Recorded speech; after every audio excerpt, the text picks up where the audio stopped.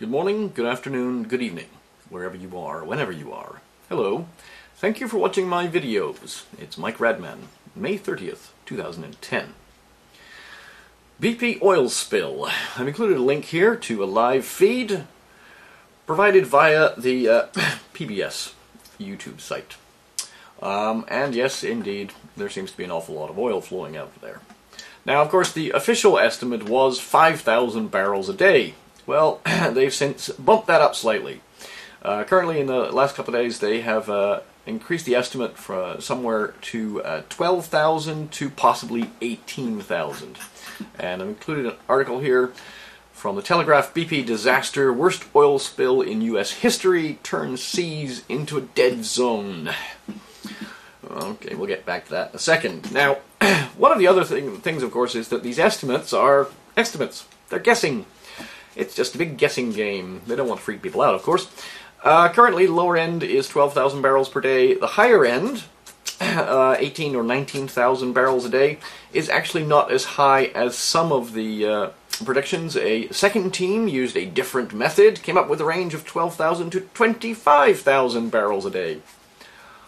It's quite a wide deviation there, but never mind, we're not supposed to notice that. So currently it's running at around 12 to 19 to 25, who the hell knows, basically. I would suggest it's going to be even more than that.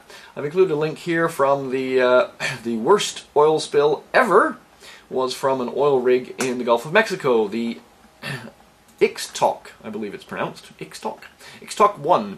I've included a link here, a case study of the world's largest oil spill, and additionally a couple of links to what it actually looks like when you're out there. There's a couple of amateur watchers, news people, who I've been going out every week or so with a camera in a small plane and flying over the spill.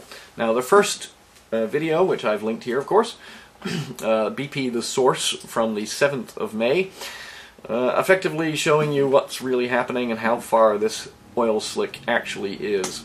And then a recent one from the 19th of May, or rather the 17th of May is when they went out, showing the oil being burnt off. And yeah. Now, one thing to note, of course, is that the Gulf of Mexico has a natural oil leaks going on. And there are microbes and other little things at the bottom of the sea that like to eat oil. Who knew?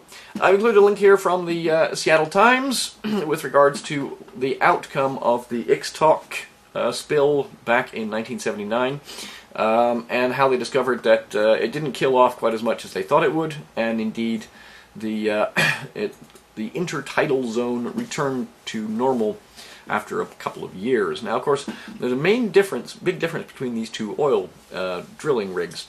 The Ixtoc, basically, it was drilling in 50 meters of water. So the oil came up and actually was gushing out of the top of the ocean. Of course, the current BP spill is at the bottom of the ocean and is dispersing quite dramatically through various levels of the ocean itself. So how much is settling on the top and in the bottom, no one can tell us, nobody knows, and nobody really knows the eventual outcome of all of this. Now, I did some quick calculations here. I might be slightly off, but I checked them at least 3 times. 25,000 barrels a day. It took them 290 days to shut off Ixtoc I. So if it takes a similar length of time, 25,000 barrels a day works out to 304 million US gallons of oil that could potentially leak if it takes them 290 days to shut it off. 304 million US gallons. That's 1.1 billion liters of oil, if it takes them that long, and 480,000 metric tons. Now, Ixtoc I, over its 290-day period when it was spilling, it leaked up approximately somewhere between 425 and 450,000 metric tons of crude oil. The current rate, somewhere around about 25,000 barrels a day, works out to roughly the same amount. That's kind of interesting. You'd think perhaps it has something to do with the pressure under the sea.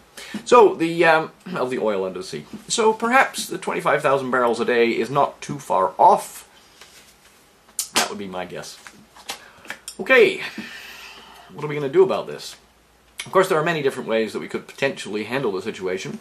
This is going to be quite a catastrophe in the Gulf of Mexico, and of course it's already impacting shrimp fisheries and all kinds of other fishery and aquatic agriculture, so forth.